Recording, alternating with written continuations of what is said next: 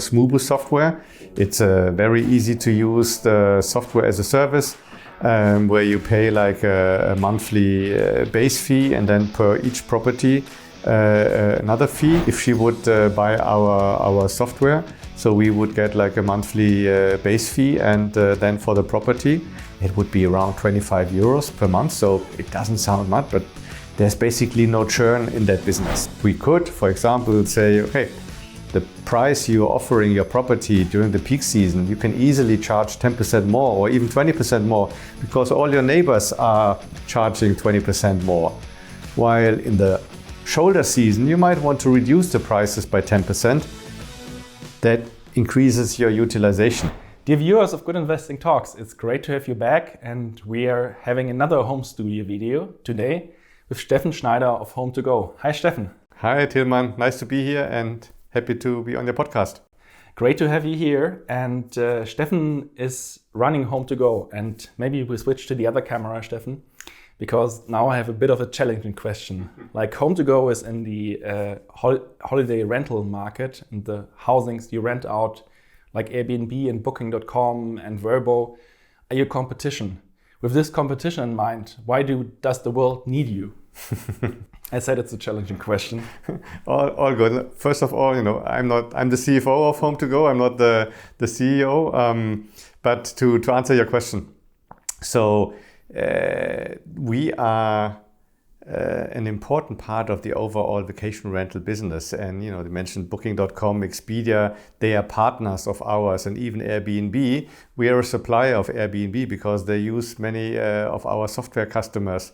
And therefore, we are a very integral part of the business, and we can go through it partner by partner. So supplier starting from the big OTAs to the property managers to the actual host.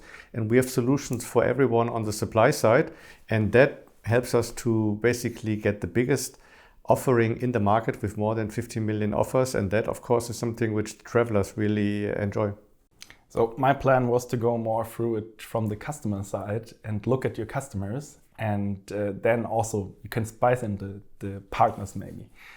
I've created 3 personas as your customers. Mm-hmm. So let's start with this dude. He lives in Berlin, does investing, and likes to travel using holiday homes. Mm-hmm. And he comes in touch with you. What can you help him with when he looks for a holiday home in Europe? Mm-hmm, mm-hmm, mm-hmm. So, you refer to holiday homes. We always call it vacation rental. And the reason why we say vacation rental is because we are present in the traditional vacation areas. So at the sea, in the mountains, at the lake, etc. If you want to go to city centers, there are other companies better suited to have like more city center inventory. We always joke about it. You can find properties with us in Berlin, but then you're more or less in Potsdam and not in Berlin Mitte. And if you want to go into traditional vacation areas, we have more than 15 million offers globally, with a big part in Europe, in North America, but also in the Southern Hemisphere. And there's basically not anything you can't find with us. So being it very big, very small, rather expensive, rather cheap, rather special, like a castle, you can find everything with us. How can a customer find you, like aside from meeting you at a capital markets conference? So, most people come to us via paid marketing, so Google, Bing, Facebook, but there's also a big part which comes from organic searchers who go straight to HomeToGo or one of our subsidiaries, for example, Casamundo, eDomizil, etc. And it's sometimes very funny when you have people talking about it and they say, well, if you really want to find good properties, you have to go to eDomizil. They're much better than, for example, what you can find on HomeToGo. But the technology, it's all the same. The inventory, it's all the same. It just looks a little different, has a different URL. And it reminds me always like when people were saying the Bosch vacuum cleaner is better than the Siemens vacuum cleaner, but it comes from the same factory. It's just a different brand. And how can you earn money with this dude looking for an accommodation when he's traveling and going to HomeToGo? How we make money? Yeah. Okay, so we get a so-called take rate. So with our partners, and partners are all the suppliers. So these 15 million offers are not properties we own. They are owned by most of the time private people who are then using the help of a property manager or the help of an OTA or come directly to us. And we get a so-called take rate, and that's the margin we are getting. We had in Q3 last year or this year more than 11% take rate. So if the traveler is, for example, paying 1,000 euros for a week of vacation rental in Portugal, we would get on average 110 euros out of it. How do your partners earn money with this customer? So again, out of the 1,000 euros that the end traveler is paying, it depends on what kind of partner is involved. So if you take, for example, a property manager who's doing everything, cleaning, changing the linen, changing the keys, doing repairs, but also making sure that there is sufficient utilization, they can take up to 40%. There are even stories where they take more than 40%. So out of the 1,000 euros, maybe 600 euros end up with the owner of the house. 400 euros end up with the property manager. And then the property manager again could, for example, give us 110 euros and keep the rest for themselves. And maybe walk us through, what is your smallest partner in this area and what is your largest partner, and how many units do these partners have in average? Yeah, so we have around 60,000 partners, and that goes from the Booking.com's Expedia groups, both of them have around 6 million, to the actual host who has one. Is this ability to have collected so many client fee, as we Germans might say, like small units, also part of your moat, that you have this already done? As always, it comes each with the pros and cons. So if you have the very big partners, of course, you get connecting one partner, connecting one API, you have a huge amount. And again, for us catering to the traveler, to have the claim that they find the biggest selection of vacation rental in one go is an important claim. So it's good to have the very big partners, but the more attractive inventory for us in terms of how does the inventory look, what is the take rate, what is the conversion, etc. It's more like the middle groups, so the property managers who have between 1,000 and 10,000, maybe 100,000 units. And if you're directly connected to the host, again, you have more, let's say, more control over the calendars. Usually the business comes to you first. So each group has their certain pros and cons. Let's move to my persona number 2 that I made. So this dude has a mother. She lives somewhere in the rural space, and she has a house that's too big for her alone. Mm-hmm. And she wants to rent it out for certain periods of time, to people who work in a factory nearby, or even holiday travelers. How can you help this person? Well, the easiest way for this person would be to use our Smoobu software.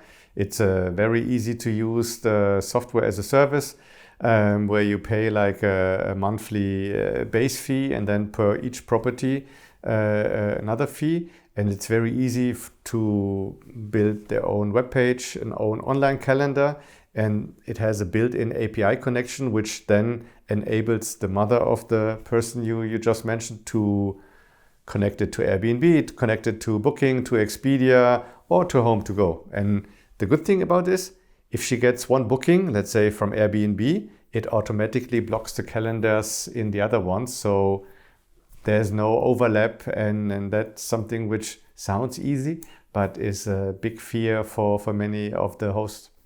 So she is a bit of a boomer and she's not that tech savvy. Is it easy to use Smoobu for her? Yeah, very easy. Yeah. How can she find your offer? So how are you marketing Smoobu? So there are certain areas where you have online groups, but also certain areas where people who own vacation rental are present, and therefore it's important for us to be present. So when you cater to these kind of groups, it's not the traditional online marketing like you have for our marketplace business, where you spend money on Google, Bing, etc. when people are looking for vacation rental in Greece. So that is a little bit different, but ultimately, as always, you need to find the respective interested parties and then cater to them. How can you get paid for your service, or how can you earn money with this mother? Yeah, so I mean, in this case, if she would buy our software, so we would get like a monthly base fee, and then for the property, it would be around 25 euros per month. So it doesn't sound much, but there's basically no churn in that business. So once someone has keyed in all the details, once someone is using the software, they basically stay. So it's a very good business model because the customers are very happy about it. And therefore it's a nice recurring stream of revenues. And if we have more than one customer, it adds up, and the Smoobu business is a business which is developing really nicely. How does it make the life easier and saves the customers time? So you key in the information once. So again, staying with your example. So that's the house, that's the property, these are how many rooms, what is present, is the TV, a dishwasher, etc. Once that is in, she can do everything on her own, but she can also connect it directly to the big platforms. And for example, if during peak season, she can increase prices very easy, and then it increases the prices over all platforms. In the off season, she can decrease the prices very easy. And it's once the data is in, it just comes automatically. The bookings flow in automatically, and then she just has to make sure that there's someone present who is handing over the keys and helping whatever kind of services she's willing to offer. So how does onboarding work? Is there some person at Smoobu sitting and having a call with her, or is she asked to fill it in? So most of the people do it themselves. It's very easy and user-friendly, but if there's a need for someone to help, there's someone to call, yes. What kind of return does this person get over time? So maybe get out some examples of your success stories, which you have enabled through Smoobu. Do you have any idea what is the return on the 25 euros the person pays a month, and what the highest, the most successful people can get from this investment? Well, it's difficult to quantify that, because what is the alternative? So taking your example again, if the mother is getting is able to book out the property each week all by her own, because she has a local network of people, or there's a factory next by with people who want to rent it out, then the additional utilization might be very low. But if it's rather empty and suddenly she gets all these bookings from HomeToGo or other platforms, it's a big difference for her. But to put like a percentage next to it would be difficult, because if just 1 week, taking my example from early on, if she's renting it out for 1,000 euros per week, put it into comparison to the 25 euros it costs. And again, even if she would take a property manager, but if she only needs a property manager for cleaning and changing the keys, etc., but is doing all the booking there herself, she can pay much less to the property manager. So it's a very attractive opportunity. Talking about the property managers, are you also getting paid by the property managers for qualified leads? So the qualified leads business, it's like a really tiny. So we call it like the CPC and the CPL, but the CPL, it's really minor. It's an old business, so usually there's still some CPC business left where we get paid for the click, and the cost per lead is a similar business model, but it's really minor. Okay, let's move to persona number 3 and maybe look out of the window here in Berlin, because there are more professional, like home rental, or people who have maybe 10 flats they rent out, and they also have issues with managing their business. So how could you help them?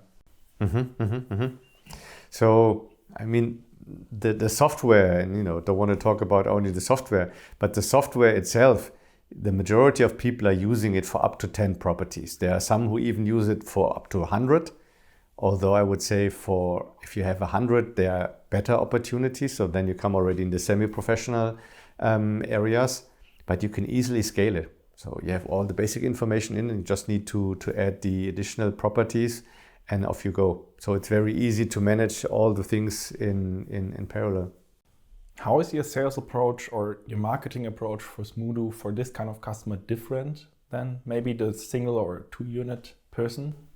It's pretty much the same. Okay. And they also can earn the same, like you also earn the same way money with this. Yeah, it's exactly the same thing. It's effectively you make more because the base fee is still the base fee, and then the €5 you pay per property. So it actually have a better utilization of the base fee over the amount of properties. So the more properties you manage, the higher the profitability is. So one person with 10 properties means €25 base fee and €50 on top. Exactly, yeah.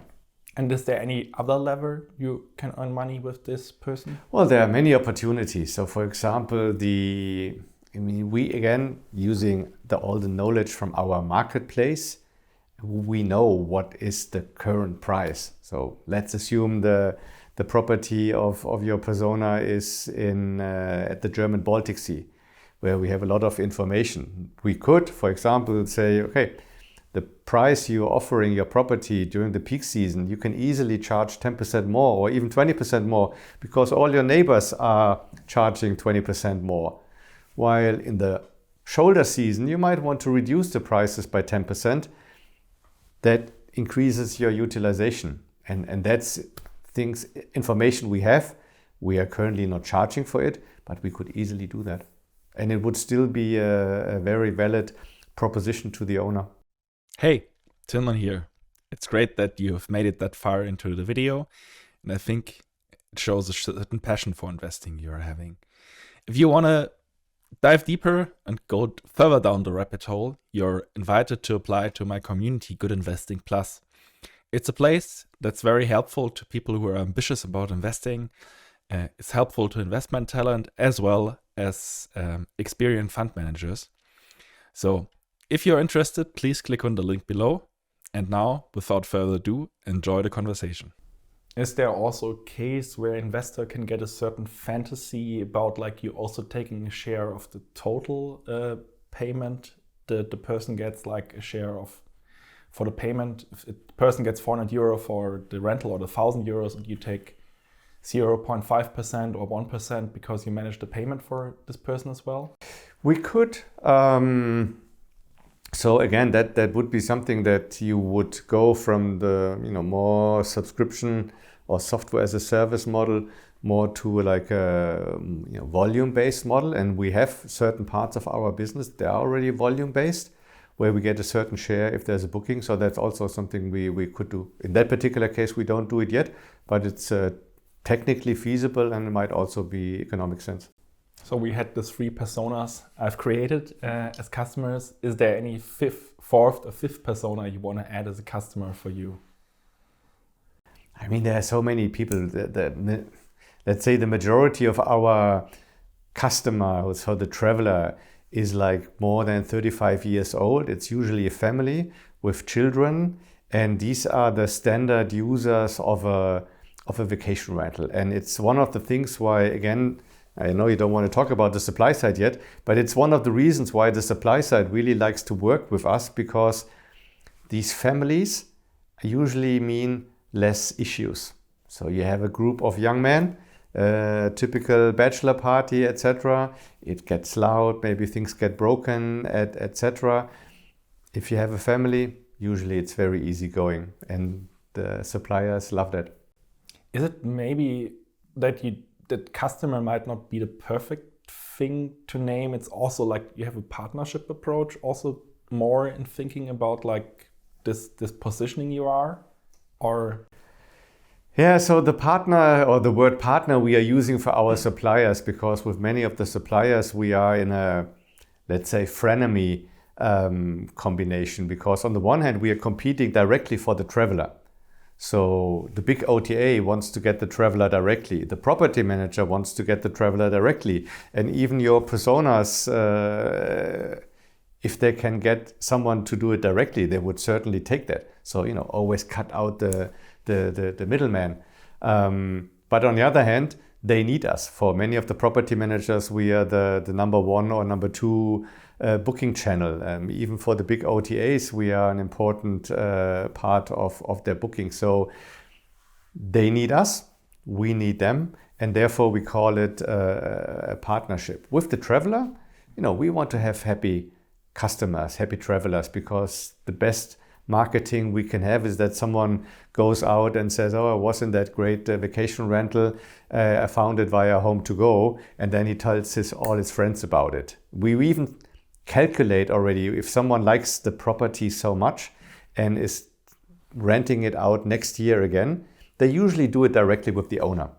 So when they come for the second or third time to the same property, they usually go directly to the owner. And the owner says, I'm happy to leave out any middle person, and the traveler is happy. So, but that's fine for us.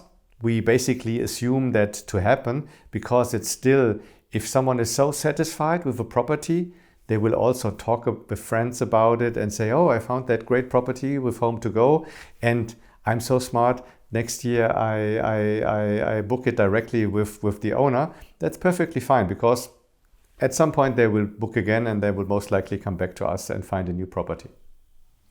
But so you don't take away some of the pain points as the platform in the middle. Like, I tend to book holiday rentals as well, but do it with Airbnb because I have someone who I could call if something comes up as an issue. Yeah. I was just talking about if you book exactly the same property a second time, then usually you know the owner, and then usually, there are always exceptions to the rule, then there's a direct business between the owner and the traveler. If someone is booking something new, it's a different story. So you must be very good at marketing then to help the ecosystem. I'm personally not, but the colleagues are, yes.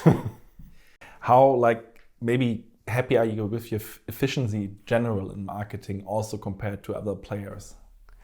Yeah, the good thing is that coming from, when we started the business almost 10 years ago, it was like a meta search engine. And by now the meta business, or advertising business as we call it now, is still a part of it, but no longer the biggest part of the business. But when the whole DNA was to work very efficient with very thin margins. So we always knew that how to get as close as possible to... Sounds like a very German business. Sorry. But to really make sure that, okay, with the last euro of marketing spend, we make exactly €1 of revenue. So, that you basically have like a zero contribution margin. But to know how to do that enables you to also basically meet any other kind of margin you want to have. And we are very efficient in it. And we always make fun of our paid marketing team that we say, okay, whatever kind of efficiency gains we are making, for example, with more repeat customers, they immediately spend it because they are going for that, whatever our goal is. And having that skill is actually quite helpful, because that enables us to make sure we want to reach a certain limit, and then we're going to reach it. So last year we reached our adjusted EBITDA target. This year we will reach our adjusted EBITDA target, and then we will increase it from there. My second question on marketing is if there's anything especially good you're doing in marketing, and I think this could be the thing, or are there other things where you say, okay, when I look at other players in the market, we are good here? I think when it comes to paid marketing, we are really good. And it comes down to very little things. For example, in this year during Q1, we had very good success with people looking for vacation rental with a dog. So as always, the broader you are in your search, the more traffic you get, and the more narrow you are, the less traffic. But for example, that worked really well. There were other success stories where I'm not allowed to talk about it publicly. Yeah. But, truth is also, when I look at some of our competitors, they have a great brand. As the colleagues from Airbnb are saying, Airbnb is a verb and a noun. So that is something I look at with big envy, because that is really an impressive thing they have done. So, our brand can still grow, but we just recently, there was a survey by Handelsblatt, and out of the top 6, there were 4 brands from HomeToGo. So not too bad, but still room for improvement. So marketing is the one thing and conversion is the other thing that makes a business happy or business owners happy. How have you come, and let's factor in a bit of history here, better in converting customers over time? It's like a constant process, and it's the kind of when our product team, they are doing like constant A/B tests. Every day there are like 100 tests going in parallel. And it comes down to really tiny things. For example, is the checkout button here or is it here? Is it green or is it blue? Is it red or is it yellow?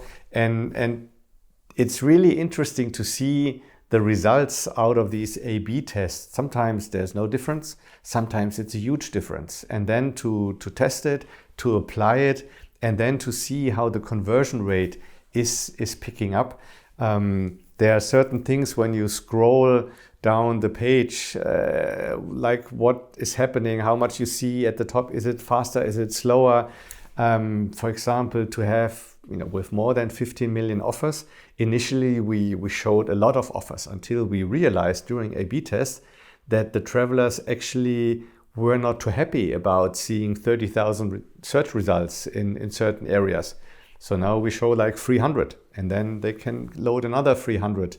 And in order to not have that feeling of, oh, I saw these great properties, but maybe on search page 300, there's an even better one, and then they keep on searching and not booking. So most of these steps, there's very rarely that you do like that one thing which then makes a complete difference. It's a slow improvement of the site year over year. And it's very important when we very often talk to the property managers. The property managers always talk about the inventory as their property. When we talk about the product, it's always the marketplace, always the technology, and that distinguishes us from them. How many people work on this task? So how big are your teams? So in total we have systems you've implemented over time that take away work from the people. Yeah. So overall we have more than 600 people in the group, and out of that 1/3 are like real engineers, software engineers, etc.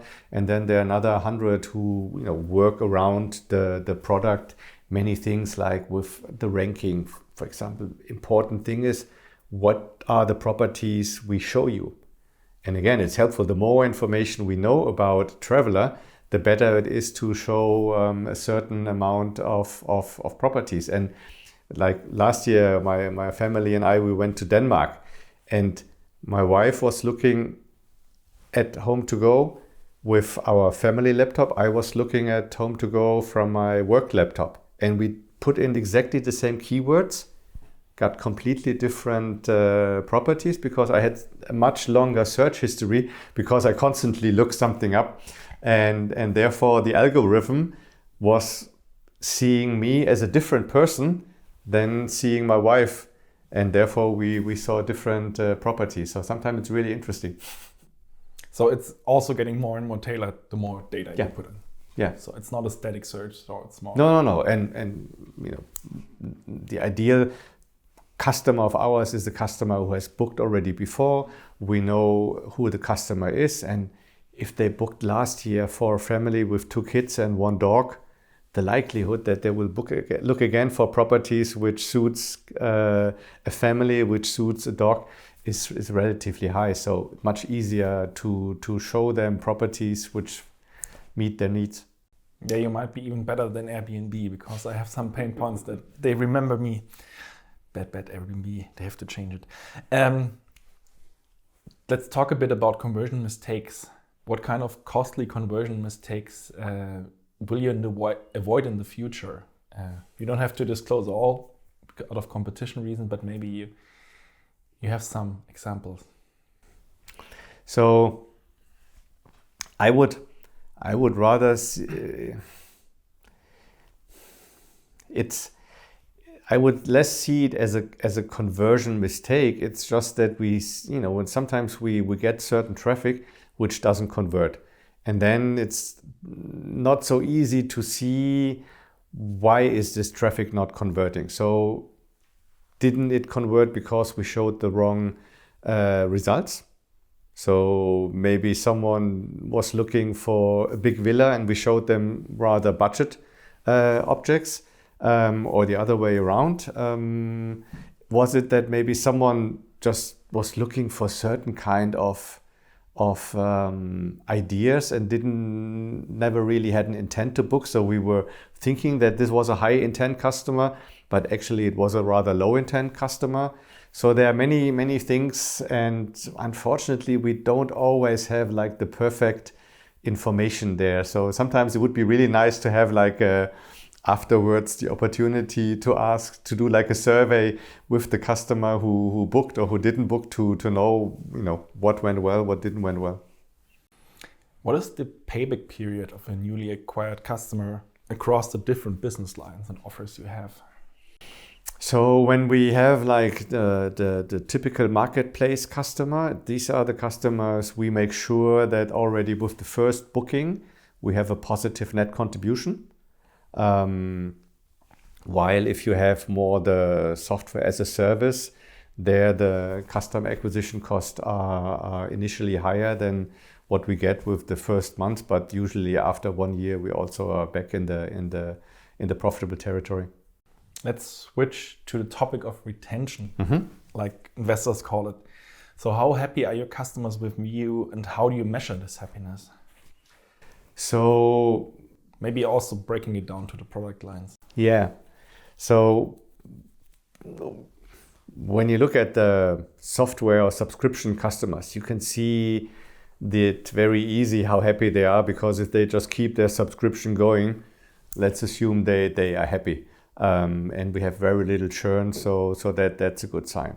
When we look more at the marketplace, there again we have to distinguish between the on-site customers, where we have the full information, and there we can see if they are coming back. And these are, I would say, the most attractive customer group of ours, because if they come and book with us for the second or third time, they cost us significantly less. So we just calculated it again, it's about 88%. And the reason why they cost us so much less is because we can save the Google tax. It doesn't matter if it's Google or Bing, etc. It's just we save a lot of paid marketing. In addition, we have the information about the customer. So most of these repeat customers have downloaded the app. By the time they're very easy to retarget. So we can send them an email, and whatever they looked up in the app, we can say, "Whoa, you looked up Croatia. Look at these offers which are currently in. They might be of interest to you." So that's the most attractive customer group. We actually think that our repeat customer group is bigger than we can identify, because there are also people who still then go on the advertising business, so who do go offsite, who still book with us. We just don't know it, except unless they use the same IP address. How has the app share grown over time for your business of traffic? It's growing. So the absolute amount of app downloads is growing. The monthly average users are growing. The actual share, I think, is also growing, but I don't have that number ready at the moment. Okay. And how easy is like if there's someone looking through the app, how likely will this person then convert maybe? I don't know if you can disclose something on this. It's important to see that the majority of our travelers are booking in the first quarter for traveling in the third quarter. So it's the traditional main, or in the Northern Hemisphere, summer holiday. So therefore we see a lot of traction in the app. So when travelers are looking at something and to look at this information is helpful for us, because when they then come into the stage where they want to make a booking, we have a pretty good idea what they are looking for.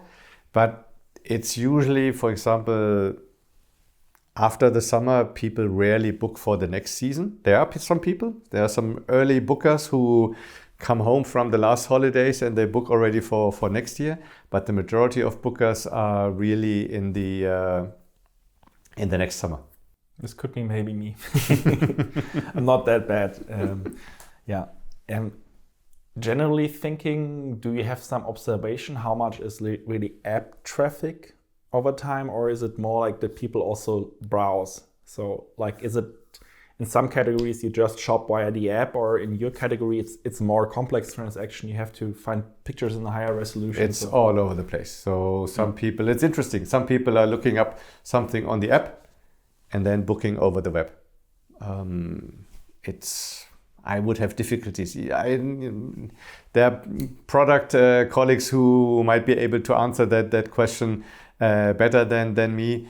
But it's very hard to say that you have more now in the app than on the web. And ultimately, again, me as the CFO, I don't care as long as they make a booking. So back to the numbers questions. So how do you measure the happiness of the customers? I think it's NPS. Yeah, so we do like a constant check of these NPS, and the results are very good. Again, comparing it to other OTAs, we fare very good. If we compare it to the overall travel sector, it's very good. Although sometimes it's easy because I think the airlines have really low scores. We also Deutsche Bahn, then don't talk about it. But it's something where our guest relations team is looking at it very, very carefully. And if there's any kind of deviation, in particular to the negative, they are looking into it. The team got a Newsweek award in the US market as one of the best guest relations team, and NPS was a significant factor in it. So guest relation teams means like customer could call them in case something is like, there was a TV there was a bed in this picture, there's no bed. It already starts earlier at the booking. So everyone from the management board, but also everyone of the second level management team has to do at least 1 day per year in guest relations. And it starts from working when someone has a question on the booking. So very often it's like they were using the pet filter, but they have 2 pets. And then they ask, can I bring 2 pets? And most of the time you could read it yourself in the description of the properties. But that's something where we have seen very good success of it by helping the respective traveler or potential traveler, and then they're very happy to book. Or if there is something and that was a learning for me, when this property was not allowing 2 pets, the respective colleague was then immediately looking for a property which was close by, which allowed 2 pets.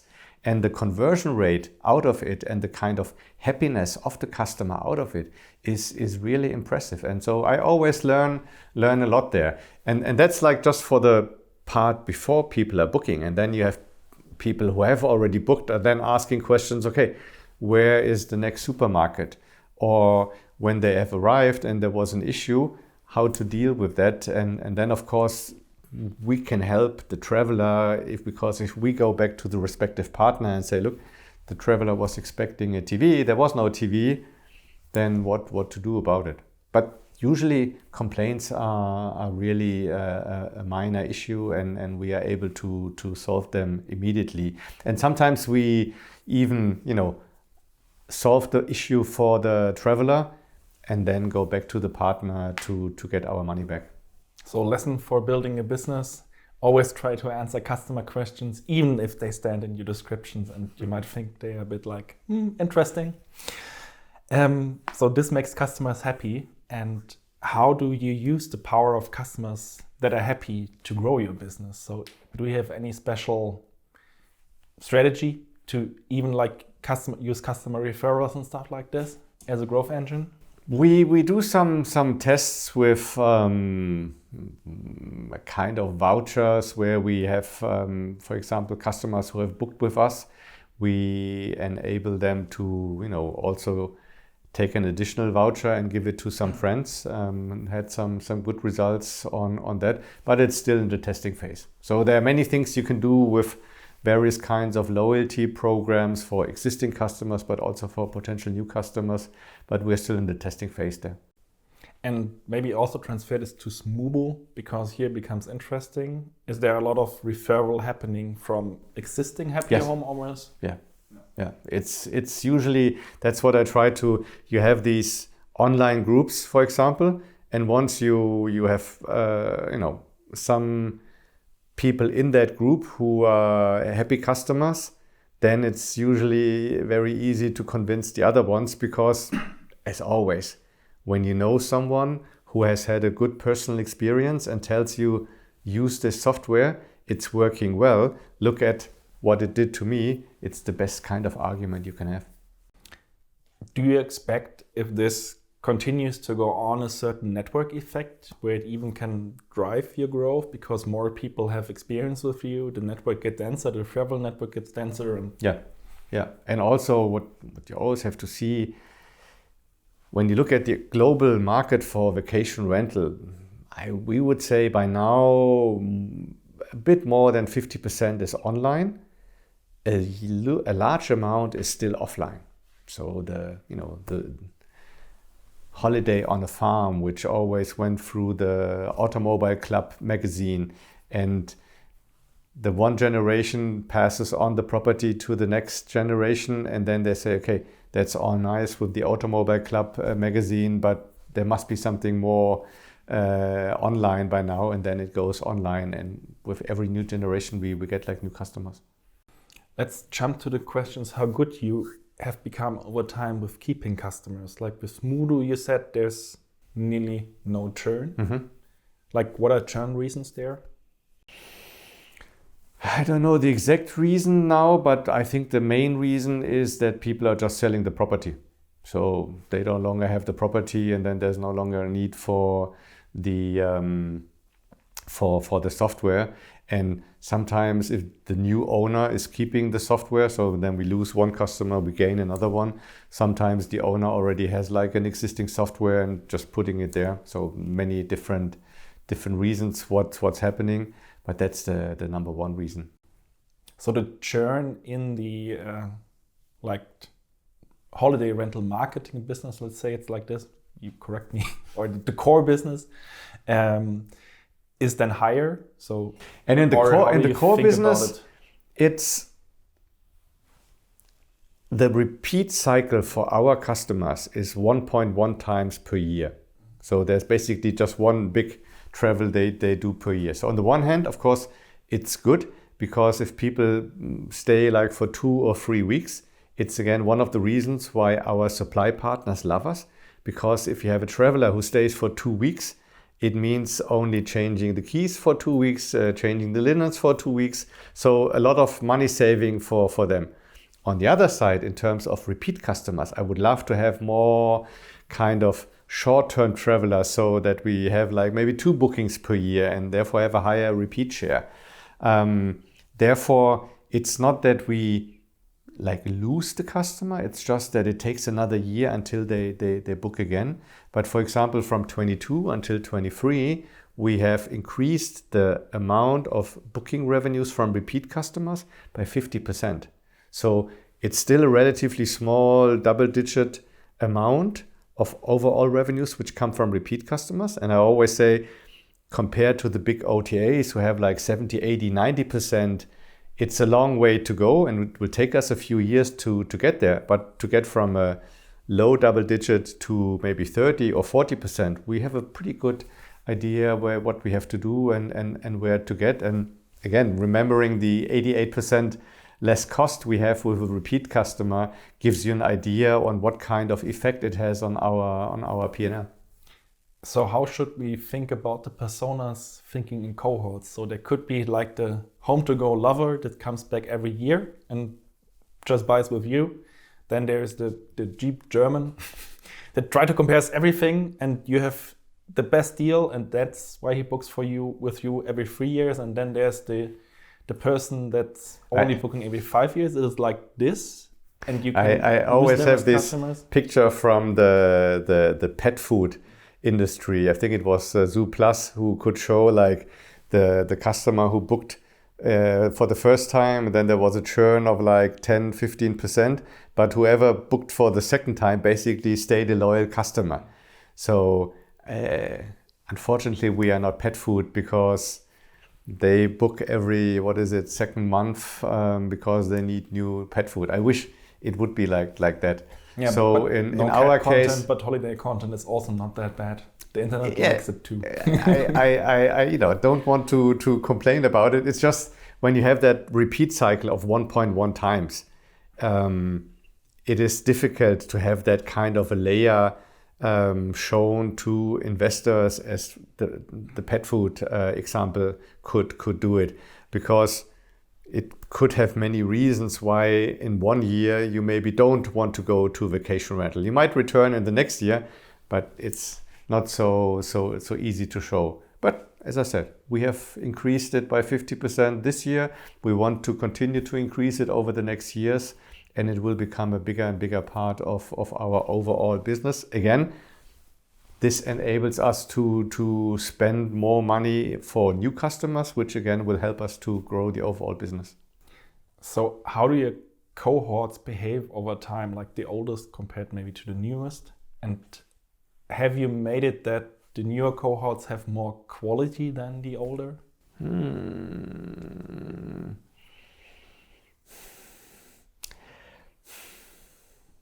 I don't have that data really at the top of my head now. So in general, we can see that like basically every new cohort is usually starting higher than the old one. But I couldn't tell you now the exact reason why that is, but it's usually going up and then continues to grow afterwards. So maybe that's a good invite for my guest, that they will ask these questions to you in future talks, when they see you at the Capital Market Conference. I will close the first part of our conversation for now, and we'll be back with the second part where we talk about complexity, competition, and capital allocation, CCC, in the next video. Thank you very much for your attention, and bye for this video. Bye-bye. I really hoped you enjoyed this conversation. If you did, please leave a like and a comment, and for sure subscribe to my channel. Traditionally, I want to close this conversation with the disclaimer. So here you can find the disclaimer. It says, please do your own work. This is no recommendation. What we are doing here is just a qualified talk that helps you, but it's no recommendation. Please always do your own work. Thank you, and hope to see you in the next episode. Bye-bye.